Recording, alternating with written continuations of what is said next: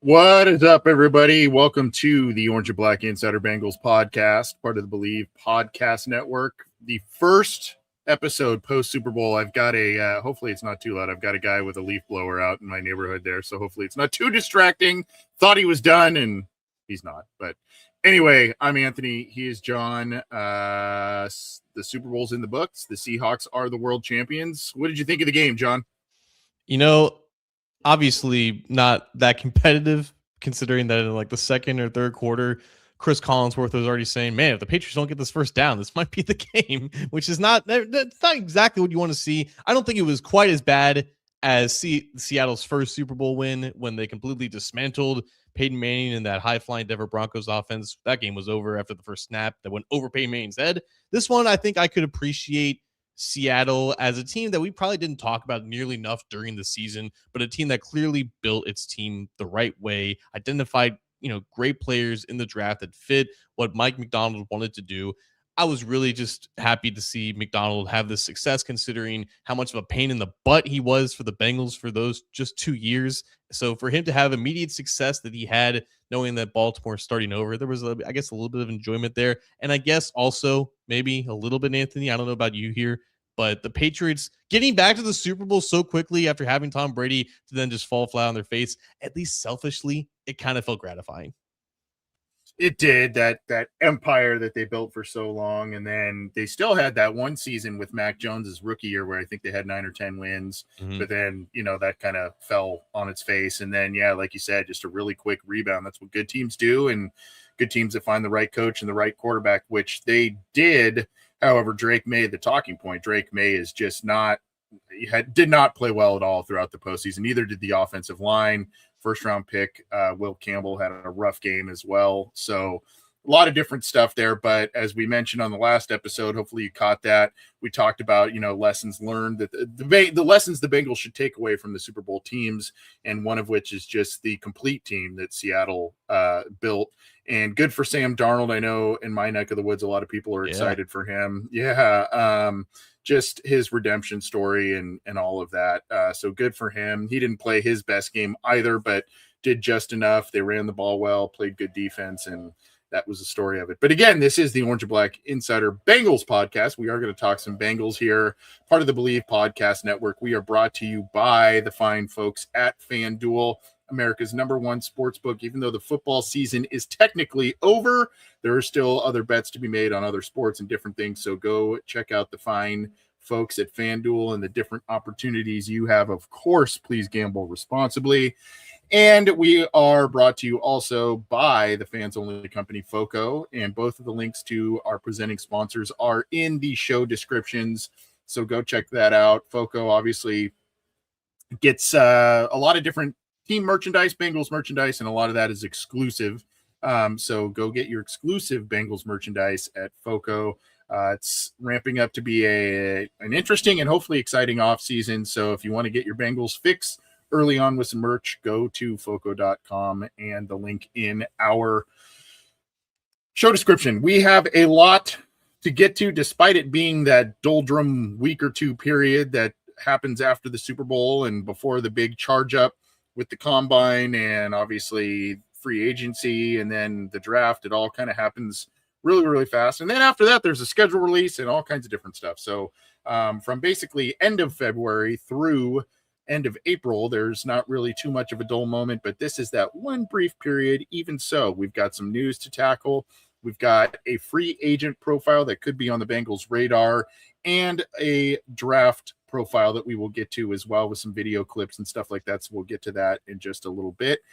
And let's start off, John. It's broken record time as it comes to Bengals news because there is a star player, a contractual issue going on, uncertain future with this player, and some headlines have started to emerge regarding Trey Hendrickson. And we put version 3.0 because it's, now it's the third off season running.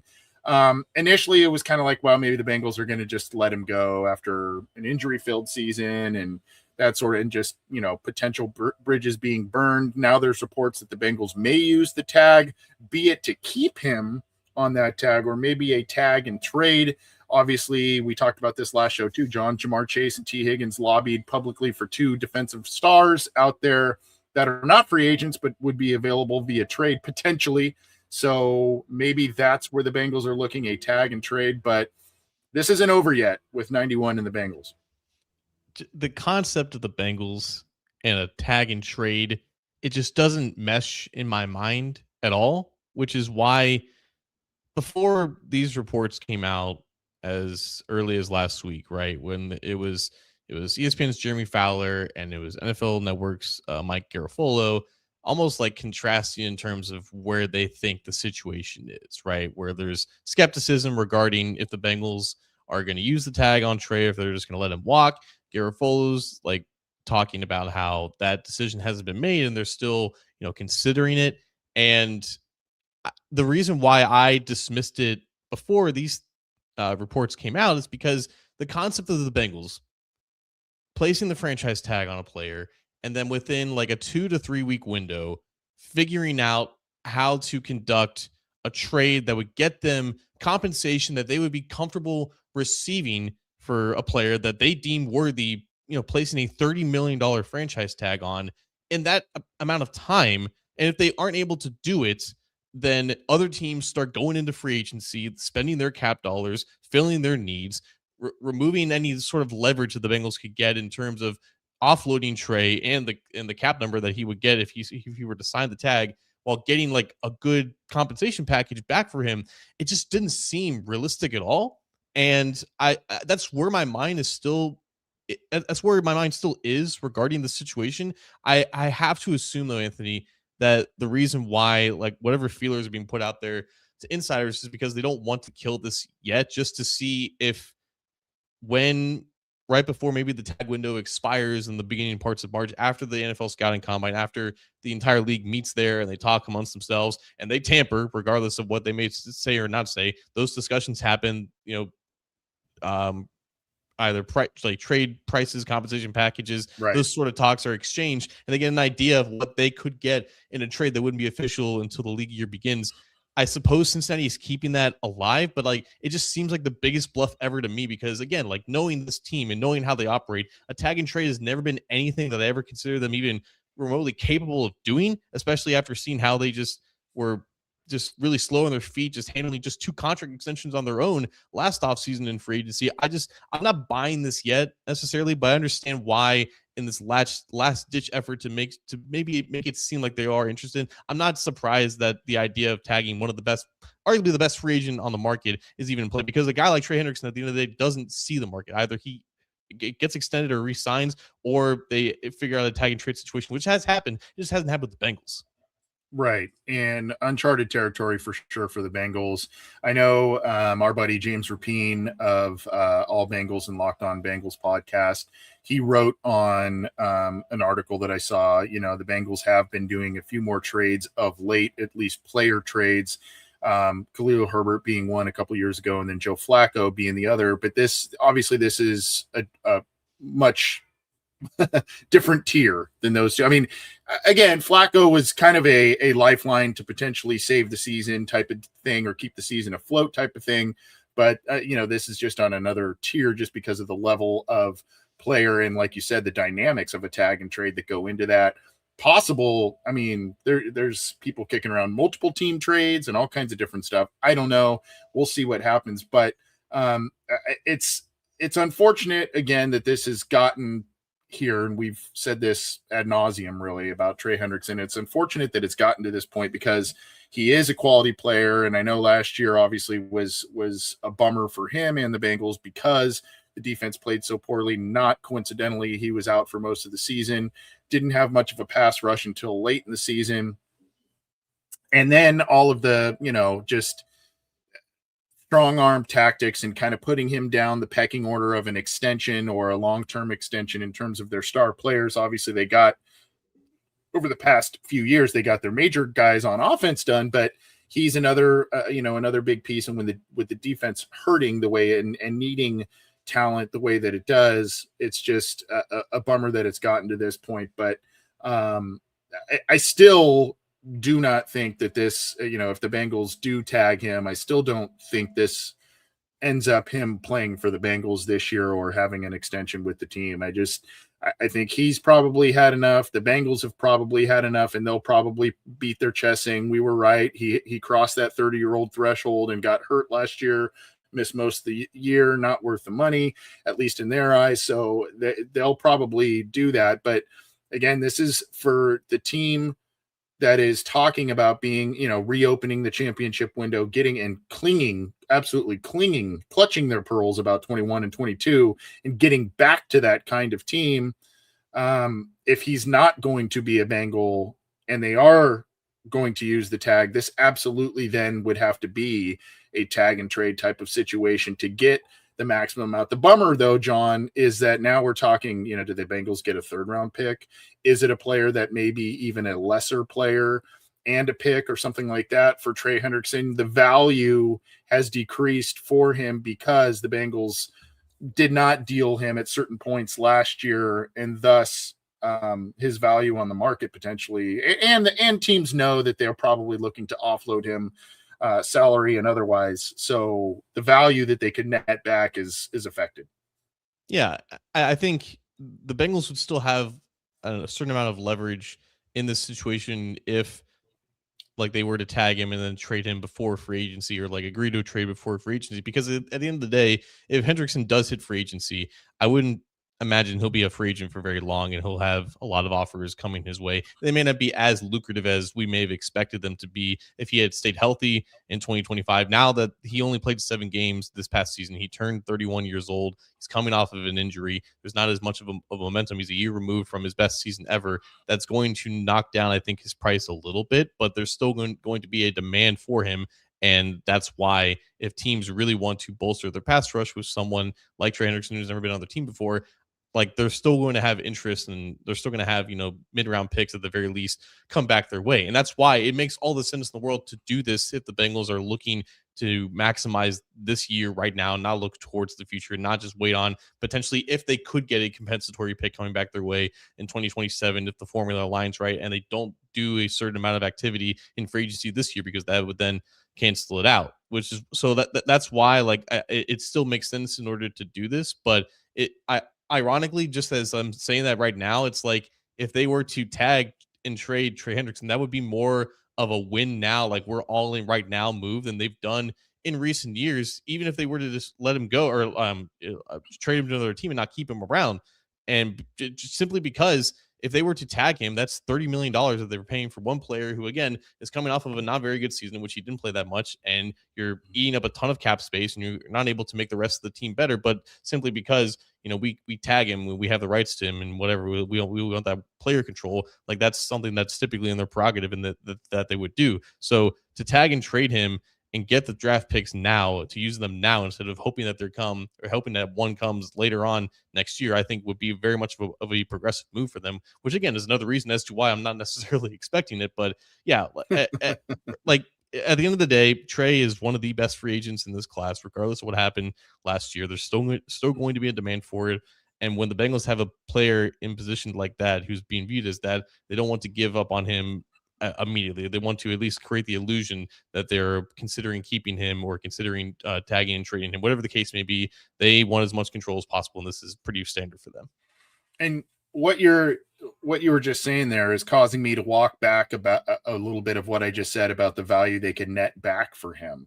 The consensus is as we get set to do a free agent profile, is that this is a weaker free agent class for outside guys. And so I think it was Adam Schefter of ESPN who said something, there may be a groundswell of trades for players as opposed to, going out there and spending a bunch of bucks on outside free agents just because of a perceived weaker class. So that may involve the Bengals dealing a player like Trey Hendrickson or dealing for other players or both because of that. So I guess in a way I could walk back a little bit of what I said about what they can net just because of this year being what in this year's free agent class being what it is or what it's perceived to be. So either way, this drama continues. And like you said, I know there's a legal tampering period, but owners meetings, combine, all that kind of stuff takes place. And there probably is a little whisper stuff, little secret handshake, whatever,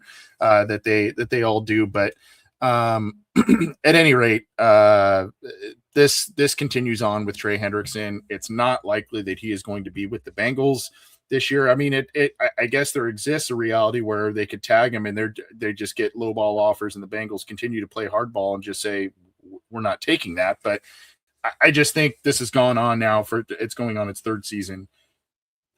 And, something's got to give here, and it's likely headed to a departure of some kind. Reform number 1485. Have we, meaning the Bengals, ever done a sign and trade with a player? I'd have to research that. I don't really know that off the top of my head. I know the Bengals have done off-season trades. Who was it?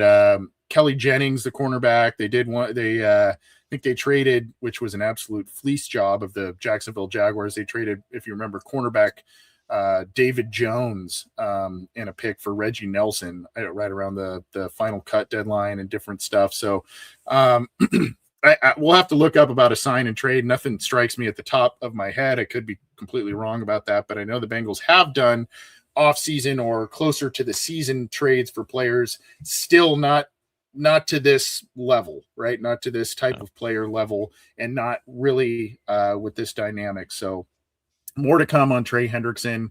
We'll see what transpires. Is there anything else on that, John, that you want to touch on before we start moving on? I think the Bengals could have been in this spot a couple of years ago with Jesse Bates after he, I think did he play on the franchise tag in 2022? Yeah, he did. Remember, because he didn't show up till late that season. Yeah. So Trey obviously didn't play on the tag this past year, right? But it was essentially a 1 year, $29 million deal that was raised compared to what he was originally going to get from the extension that he signed back in 2023, right? I think in essence, this year was almost like a franchise tag because you're not committed to him long term, but you're still paying him a good amount, and a good amount is on the salary cap.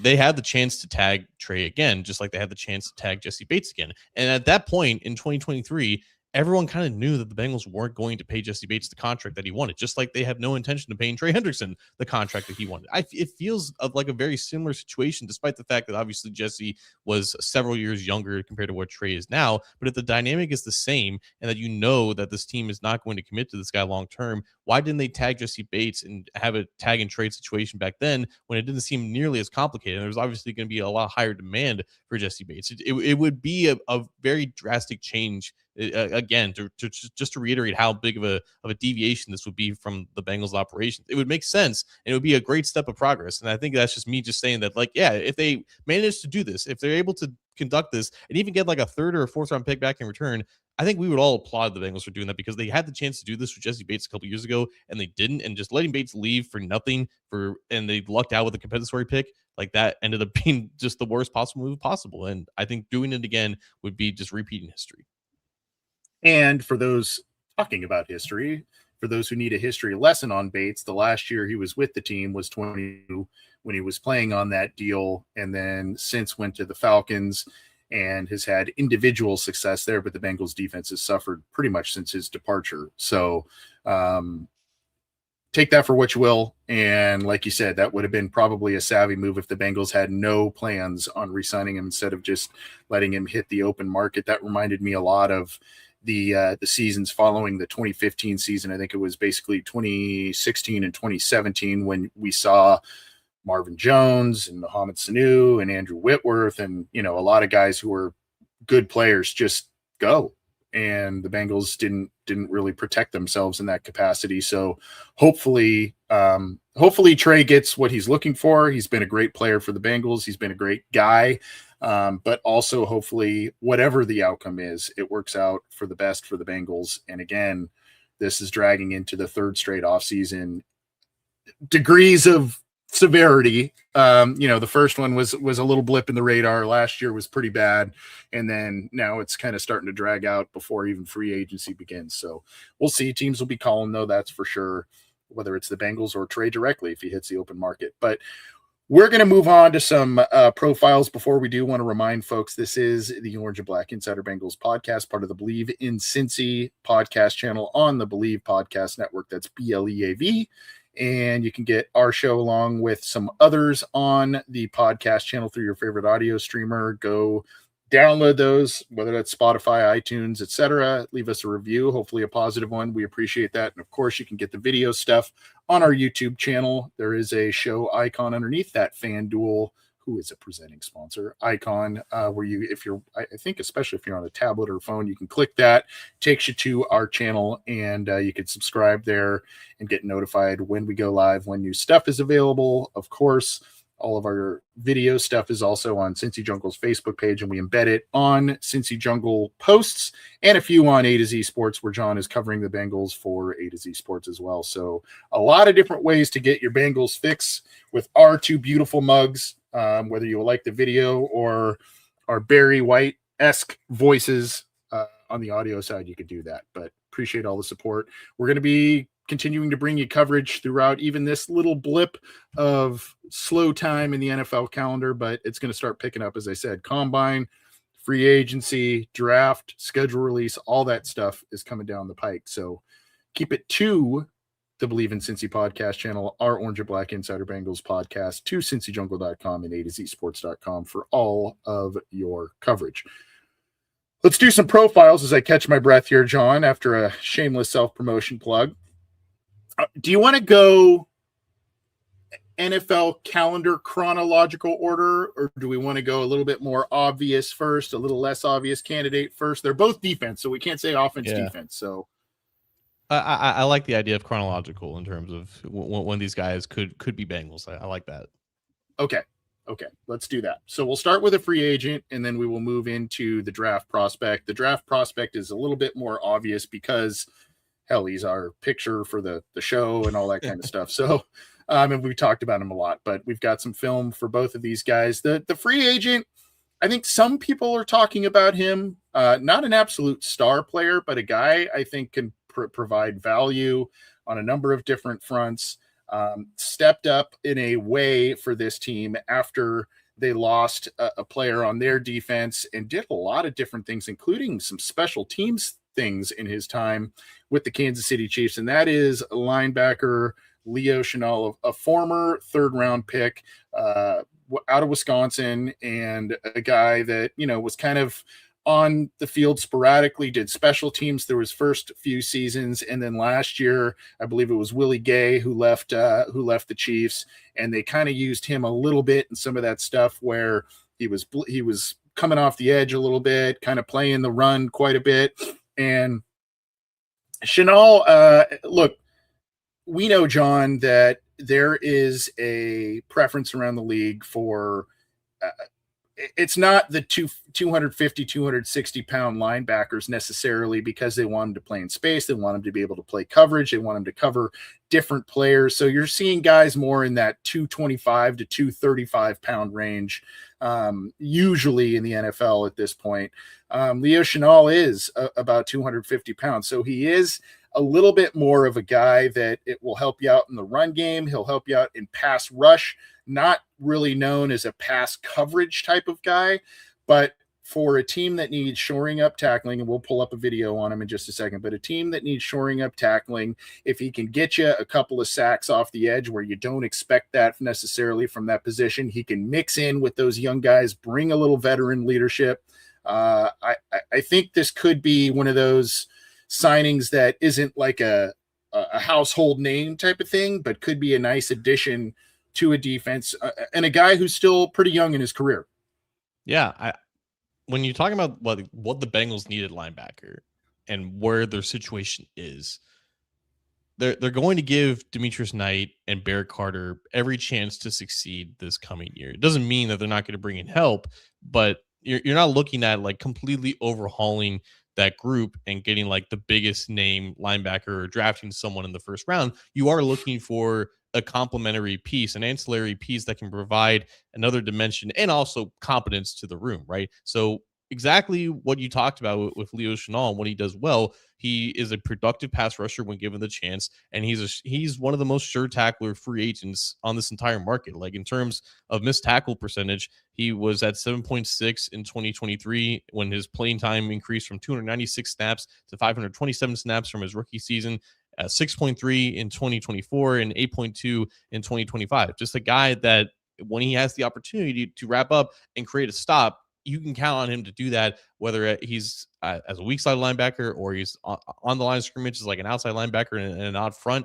And again, pass rushing production is also there. He's been able to garner some pressures and some sacks throughout his career. And yeah, like you said, like not all the time he's going to be dropping back in coverage, making a play on the ball, but think about what the Bengals linebackers couldn't do last year. Obviously, coverage issues aside, tackling and angles and just being in the right position to make those stops was a big problem. And for someone who, again, isn't going to be your Mike linebacker with the captain sticker on his helmet that is communicating with the defensive coordinator, but someone who can fill in as an outside linebacker and be who Oren Burks couldn't be this year. Like they tried to have Oren Burks play a little bit more when Demetrius Knight was struggling in that type of outside linebacker role that sometimes would rush the passer. I think he makes a ton of sense. And more importantly than anything, in terms of what he could make on the open market, PFF is projecting him to sign a 2-year, $12 million deal with most of that being guaranteed.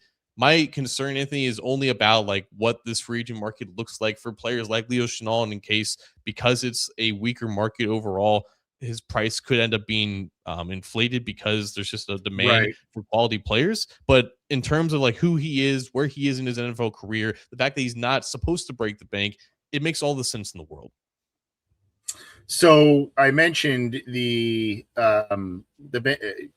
preference around the league is 230, 225 to 240-ish, 235 linebackers right now. Barrett Carter's about 230. Demetrius Knight at 240, as I mentioned, and we'll show you this here. Leo Chenal is at 250.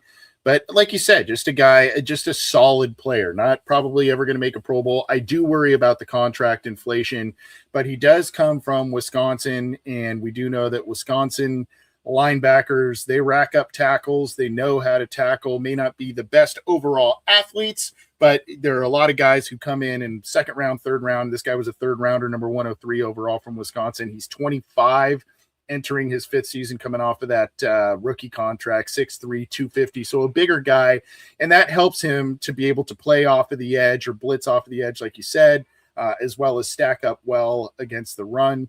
And then you can see here 218 total tackles, 58 last year, 124 solo, 33 last year, 7 total sacks, 2 last year. I think he had 3 or 3.5 the year prior. 17 tackles for loss, 2 of them last year. Passes defended 6, 2 of those last year.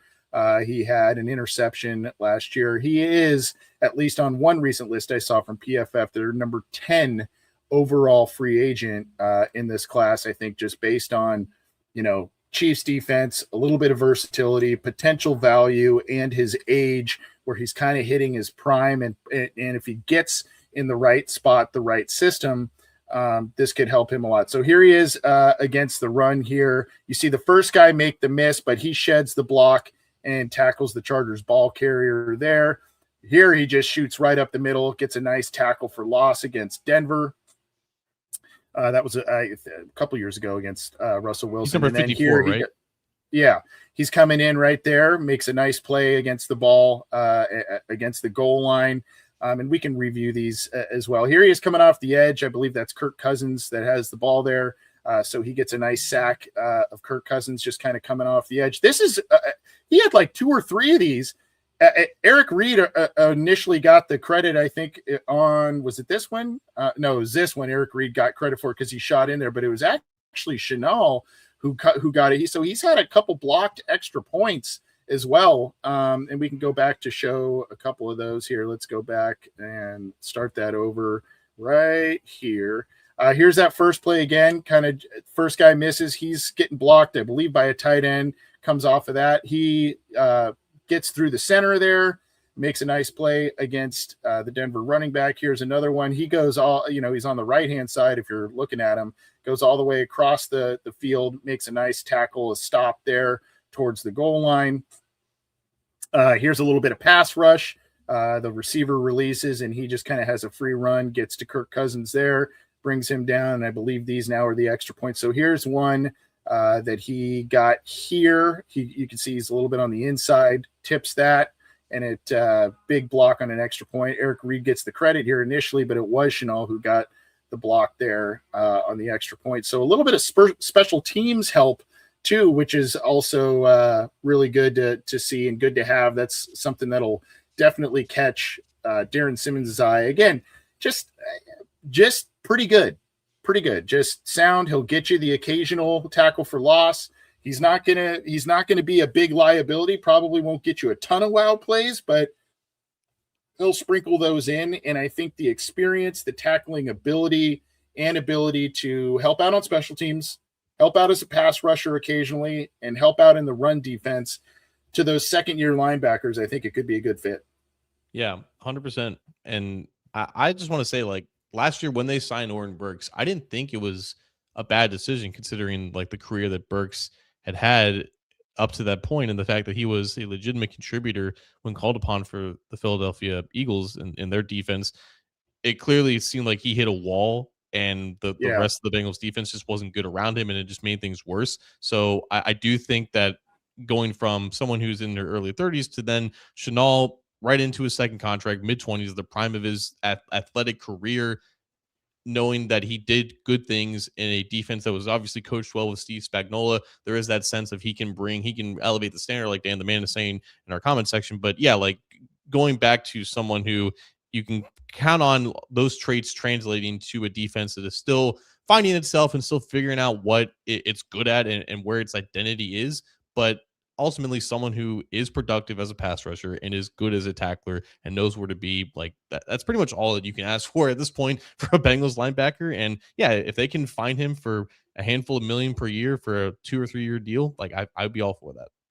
And the Bengals prior to the year drafting Logan Wilson, they were ready to throw a lot of money at a guy like Joe Schobert in free agency. Yeah. So I mean, they could theoretically, this guy I don't think would cost as much as even though that was 5-6 years ago. I don't think that Chenal will get the same type of contract that a Schobert would have gotten, but still, I think it would be a pretty pricey deal. I do want to talk and bring this up quickly before we move on to talk a little bit more about Chenal and move on to our next draft profile. But Dan the Man, you mentioned he talks about coming from where success is the standard and championships are the standard. I mean, you could argue Oren Burks came from that as well, despite being kind of a reservish player with them.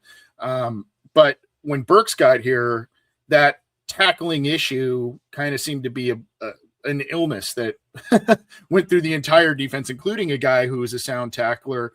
So I guess just to play a little bit of devil's advocate, a guy who, with Dan's comment here about coming from a high-end atmosphere like the Kansas City Chiefs, being a guy who is a reliable tackler and can do a lot of different things, how much do you worry that a guy like that coming to the Bengals, if things aren't properly addressed? I mean, I know it's a big what if, but is there a chance that, again, somebody just kind of something that they were relatively sound at or good at ends up kind of sliding a little bit with the Bengals? Now, I know Burks is 32, I think.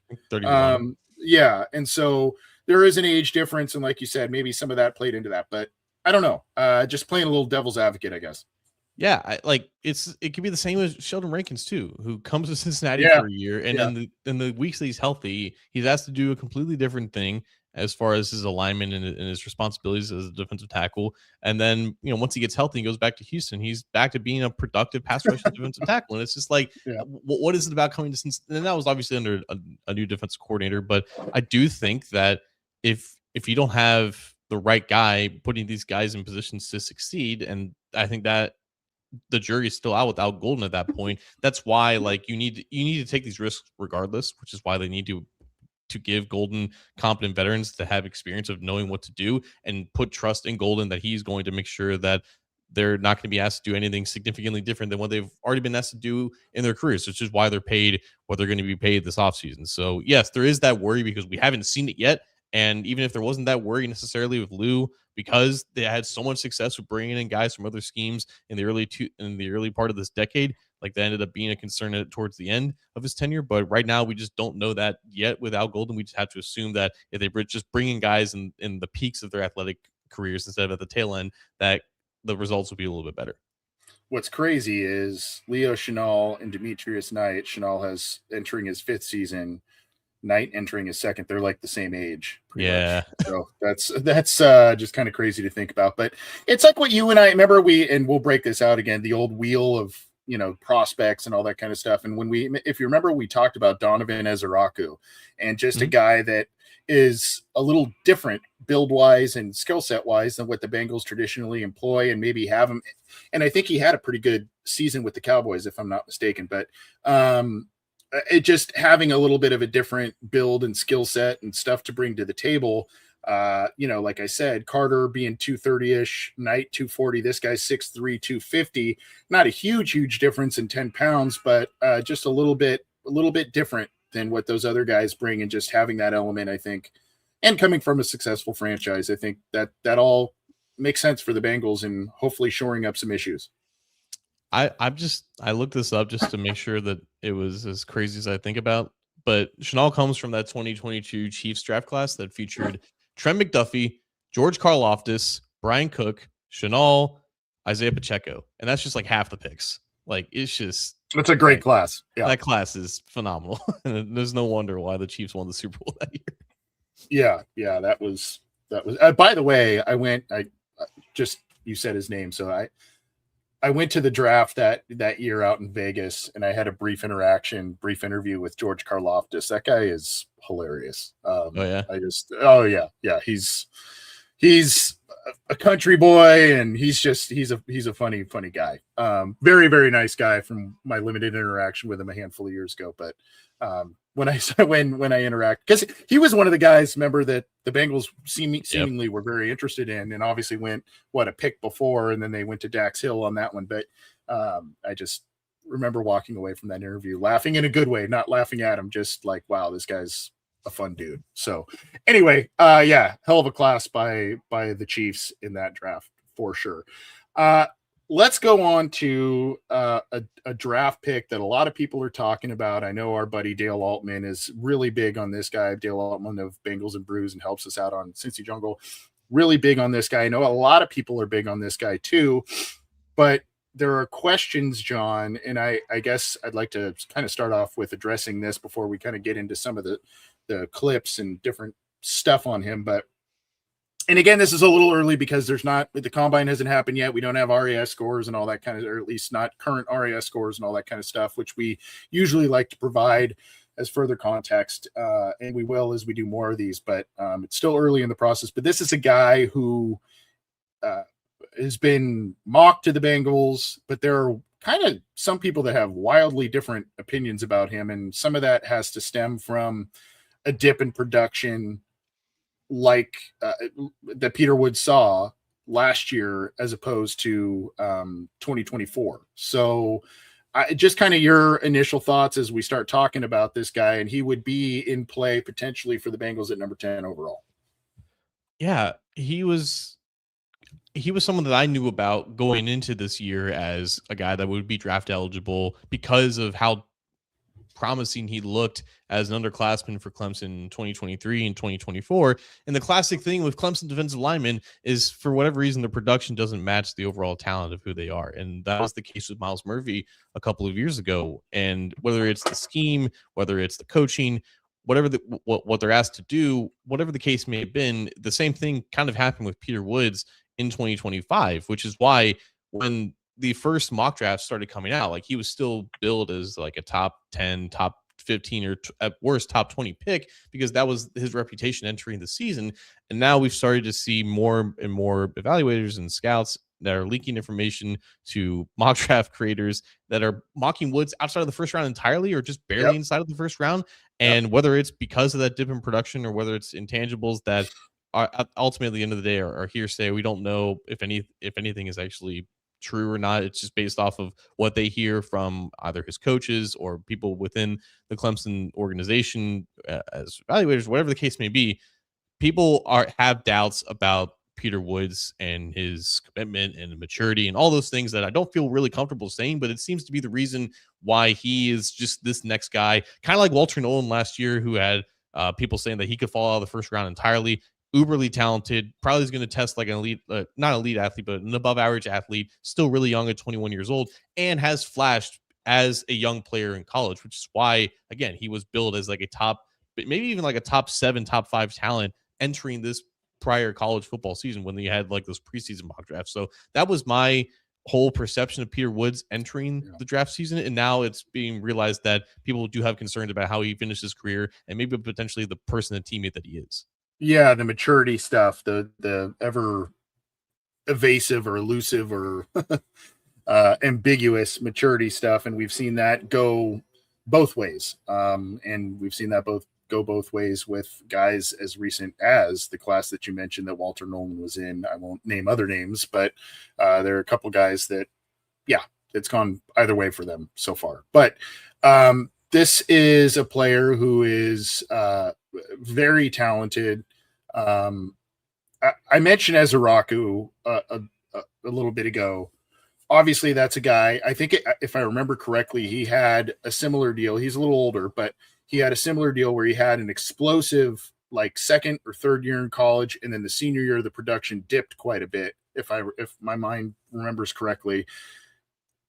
The point is he was an early-ish mid second round pick this last year. Whereas you now, if you have similar concerns, this is a top 10 potentially pick that you're thinking about using on this player. So you got to be pretty sure, being Peter Woods, if you have similar concerns about production dipping and all that kind of stuff, you got to be pretty sure at number 10 that that's more of a fluke thing than anything else. I'm going to pull up the video. A lot of this is a lot of it is run stopping plays, but there are, definitely some other things and a couple of other fun clips, much like Chenal and the blocked field goals. There's a couple of clips, or at least one at the end here, that's pretty fun. But you see him, big dude, obviously a presence. He is young, which has its pluses and minuses. If you're talking about the maturity side of thing, that could be a detractor, but also just the upside in the overall talent, the size, etc. 6'3", about 310. He is 20 years old. I can't remember just when he turns 21, but he is still very young. He is a true junior. I put top 15 as a draft projection. PFF has him as the number 1 interior defensive line in a recent list that they put out for this year's class. He has 84 total tackles, 30 last year, 41 solo tackles in his career, 10 last year, 5 sacks, 2 last year. I think it was upwards of 3 or so the year prior. Tackles for loss, 14.5, 3.5 last year. I think that was like doubled the year prior. I think it was like at 6.5 or 7. Forced fumbles, you see the 2 there, none last year. And like I said, he's the number 1 IDL prospect per PFF on a recent list there. So people see the talent. They see what he doesn't have the All-American accolades or all that stuff, but he's got the tools and size and ability up front for sure. Here he is. Let's see where he is. There he is, shedding the block. He's number 11. Let's go back 1 second on that so we can get kind of a clearer picture. He's kind of towards the top middle. You see him kind of slide through some blocks, makes the tackle for loss along with another Clemson player there, brings down the ball carrier. Had to slow this down a little bit. There he is, again, making shedding a block. I see a lot of a good block shedding ability. Here he is splitting a double team to get a tackle for loss right there. I think that was against Troy. Here he is in the purple outfits there that Clemson employs. Here he is with another tackle for loss out of a shotgun run there. And we can go back and check these out. Here he is on a pass rush. He's kind of coming up the middle, fights off the center or guard there, and gets a quarterback sack. I believe that's against UNC, if I'm not mistaken. I could be wrong, or Duke, I think. So I think that's Duke. And then here he is again on a pass rush play. He kind of gets his hand in there early and then still gets pushed away from the quarterback, but ends up dragging him down there. Here's a fun one to end with, and we can go back and look at some of the, especially the defensive plays. They lined him up at like fullback a handful of times, John, and he got right there. He got, I can't remember if it was a 2-point conversion or a touchdown, but they also had him on like short yardage, third and short, fourth and short, and they handed him kind of the old, refrigerator Perry type of stuff there. But that was kind of fun to note that they've used these guys. Just one more time, look at it. He kind of sheds through a couple of different blockers, makes the tackle for loss. I think that one was against Duke as well, if I'm not mistaken, maybe BYU. You can see here kind of a short tackle there, out of shotgun, splits towards the bottom of the screen, splits 2 blockers, makes the tackle for loss on that one. Let's see. He shoots up the middle there, just kind of goes by 2 different guys again, makes the tackle for loss on this one. And then he got a little help there. But the block shedding is not a big deal. Here he is walking back the center, and then with help from number 13 a little bit, getting an arm in there, gets the quarterback sack. And then I think there's one more quarterback sack here that we'll see. But a little bit of pass rush stuff, which is good. A lot of run stopping ability. Good at shedding the blocks. You kind of see he loops around a little bit, goes past the quarterback, but still gets an arm on him and takes him down. And then you'll see him run into the end zone on a fun fullback dive play. But from what I can tell, John, again, really good at shedding blocks. Some of them take a little bit for him to, kind of get into the backfield or get to the quarterback. That worries me a little bit at the next level. Like, are you going to have that amount of time to be able to fight through blocks and still make the losses that, and granted that stuff was slowed down, so it accentuates it further. But there were a couple times where it took him a little bit to get into making that impact play. But again, as a guy, if you add in another edge rusher, let's say, in free agency or whatever, or you're doing things to shore up your defense, and you get this guy in the middle, especially as a heavy, starter, but heavy rotator. You got Slayton there. I don't know. You can kind of get creative and do some different things with him. I like him. He looks every bit the part. There's just those other kind of maturity concerns and all that. I do want to say one thing on the maturity thing before I kick it over to you, John. There was an article. I didn't read all of it, and I can't remember what outlet it was, but there was something about Clemson being called out about their season not going the way they wanted, and the defense not playing well. And Woods actually took accountability personally and said, I have to play better. I have to do things better, that sort of thing. So I give him kudos for that. But, immensely talented, very young, and a ton of upside. Some risk at number 10. Yeah. The risk, I think it all coincides with how his time at Clemson ended and the other factors, like you said, that maybe weren't necessarily in his control. I do think that, again, Clemson plays a style of defense in which they're not asking their defensive linemen to win early. It's more just a reactionary front, which is kind of a phrase that's been coined. And the difference between like an attacking front, which, like certain teams like the Texans and the 49ers, they have, more of a penetrating defensive line that asks guys to get downhill really quickly. And that's been something that I've had to take note of when evaluating guys for the past couple of years, which is why some of the more guys who maybe not be as productive in terms of backfield production in college, they still end up, if they're given the chance to be that in the NFL, they end up surprising people a little bit. And I think with Peter Woods, the main thing that I look at is in 2023, he was legitimately a really good pass rusher for being a true freshman at a major school like Clemson, right? And even though the actual like production of him like stopping a ball carrier, whether it's in the pass game or run game, has decreased since then, his percentage as a pass rusher winning, it's still at a pretty decent rate, and it's still, I think, amongst the top of this draft class for defensive tackles. It is a rather weak class for defensive tackles when a guy like Peter Yeah. Woods is the consensus number one. That's why guys like Caleb Banks are being touted as potential first round options because of how much he dominated the Senior Bowl, despite the fact that he missed most last year. Katie McDonald, who I'm sure has fans amongst Bengals fans for being Ohio State, he's more of a nose tackle, and it's always a question about what those guys are worth being drafted early in the early parts of the first round. But Peter Woods is probably your best bet for a young pass rushing defensive tackle who, if given the chance to actually get downhill as a penetrating three technique, I think the pass rushing, the win percentage is there. It's been promising when he's been given the chance at Clemson. And I think you just have to bank on the fact that that defense as a whole, it just kind of collapsed on itself. And the program is just not in a good state, which is, again, it's risk when especially if you're talking about a top 10 pick. But the idea of this guy who was on such an upward trajectory in the first couple of years of his college career and clearly still has that talent to him at being 21 years old, the fact that he could go in the second round, it just seems like such a steal. And if that ends up being the case and he's there somehow with pick 41, which when the Bengals pick in the second round, that's like such a slam dunk home run. It's the equivalent of like picking Johnny Newton for me, like a couple years ago, who fell to the second round, who's now starting to show signs of being a good player. Like that's how I would view Peter Woods in that scenario. But it just kind of sucks that there are these questions when, if there weren't any of these questions, he would be probably my favorite pick for them to pick with the 10th overall pick. But because there's this mystery and these concerns that we're not really going to get any clarity on, even after the NFL scouting combine, there is that risk. And it kind of sucks that the Bengals are in position to pick the best defensive tackle, but there's so much of this uncertainty around him.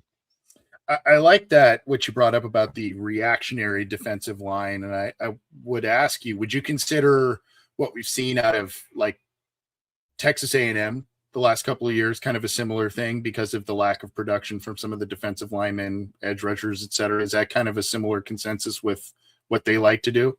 Yeah, I think they're in the same line. Like Nick Scourton obviously was opposite of Shamar Stewart, and Scourton's pass rushing production was better in terms of win rate. He was just further along as a player, whereas Shamar Stewart, he didn't always get those opportunities, but even when he did get those opportunities, it was still not exactly what you wanted to see, which is why I think that context is definitely important, and it's why like the evaluation of defensive linemen in general are changing, and just the landscape of how you rush the passer and how defensive lines play passing offenses that just get the ball out really quickly nowadays. It is changing, which is why like that context is important. And that's why I have to look at production a little bit differently with defensive linemen compared to what I had to like 5 years ago. But again, like I do think it is still promising at the end of the day that when given the chance to rush the passer, Peter Woods still wins in a very clean way, in a very quick way. And that's something the Bengals just do not have at the defensive tackle position.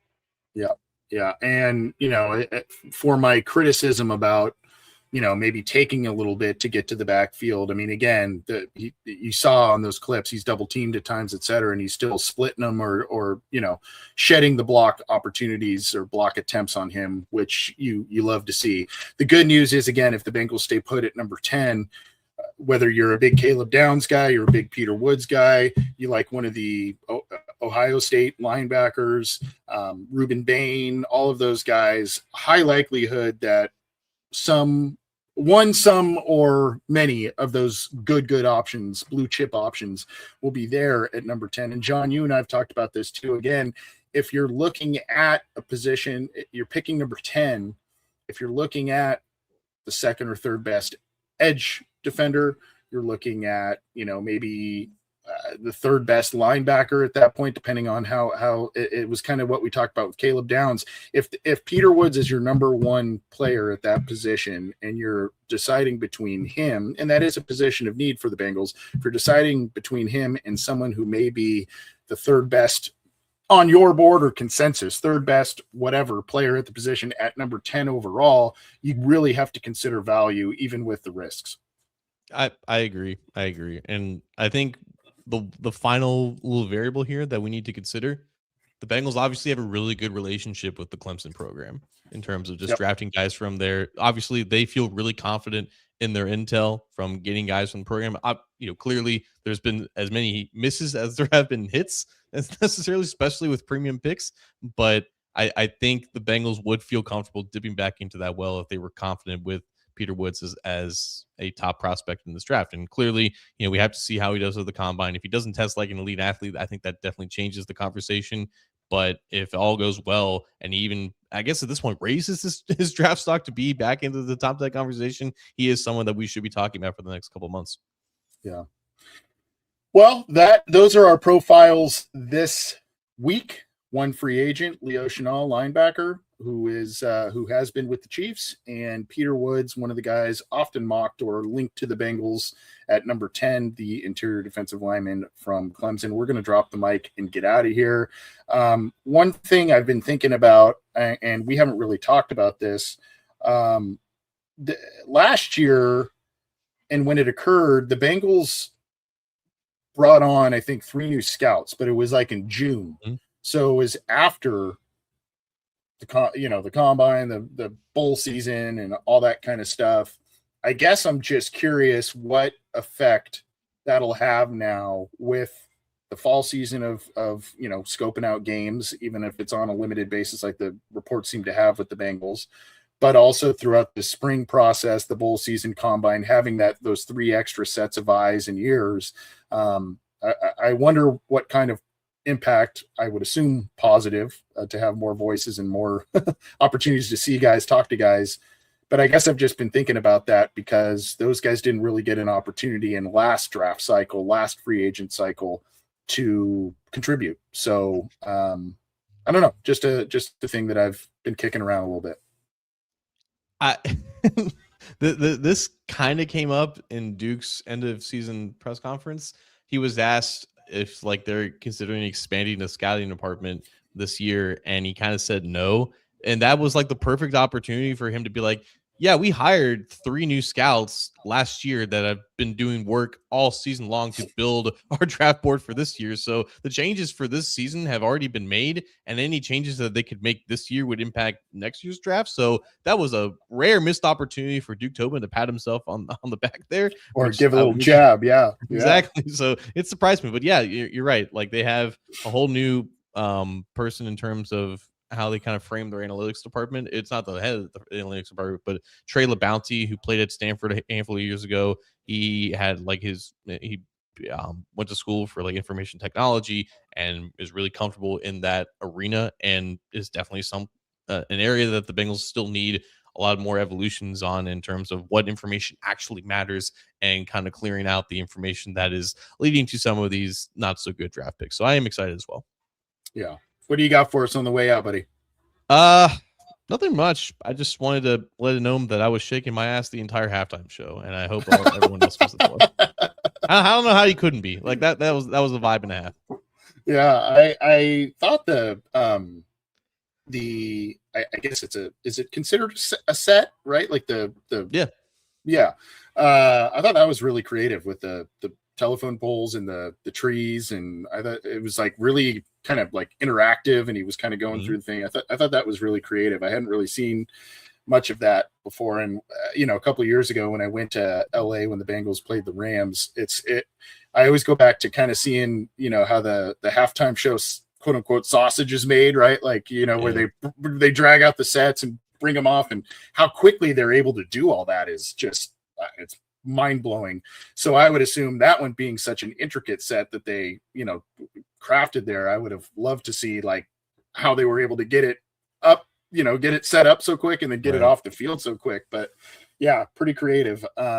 So that's gonna do it for us, I guess. Congratulations to the Seahawks on their win, and I don't know, shrug, whatever. But now it's on to the 2026 season. The Bengals are in off-season mode, as is everybody else. He's John. I'm Anthony. This is the Orange and Black Insider Bengals podcast, part of the Believe in Cincy podcast channel, brought to you by FanDuel, America's #1 sportsbook, and FOCO, the fans only company. Please gamble responsibly when using our sponsor FanDuel, and go get your Bengals exclusive merchandise at FOCO, the fans only company. Thanks, John. Thanks everybody for tuning in and listening after the fact. We will be back with more on this program as the off season continues. Take care, buddy. Peace.